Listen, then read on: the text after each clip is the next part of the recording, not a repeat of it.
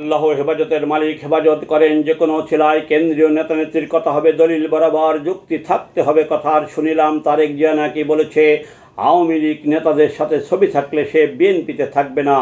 এই বলা কথাকে স্বাগত জানিয়ে চ্যালেঞ্জ করলাম, কথা বাস্তবায়ন করতে পারবে না।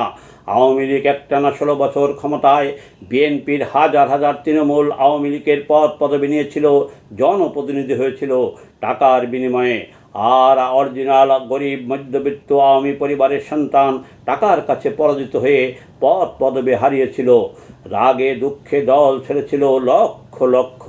5ই আগস্টের পরে আওয়ামী লীগে ঢোকা হাজার হাজার বিএনপিতে আবার চলে গেছে, যে স্থানীয় নেতার ছত্রছায়ায় বিভিন্ন অপকর্ম করেছে। তাদের আওয়ামী লীগের নেতাদের সাথে ছবি আছে। তারা সর্বদলীয় তৃণমূল নেতাকর্মী। তাদের দল থেকে যাওয়ার কারণে বিভিন্নভাবে অত্যাচারিত হয়ে দল থেকে চলে যাওয়ারা মান অভিমান ভুলে আবার শেখ হাসিনার পক্ষ নিচে দলে ফিরে এসেছে।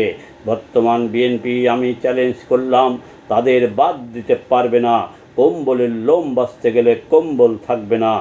তবে এই সর্বদলীয় নেতাকর্মীদের সব দল থেকে বাদ দেওয়া উচিত।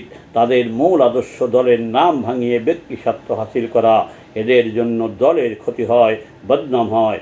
রুহুল কবির রিজভী সাহেব যে ঘোষণা দিয়েছিল আওয়ামী লীগের নেতারা বিএনপিতে সদস্য হতে পারবে, কেন ঘোষণা দিয়েছিল বুঝতে পারলাম না।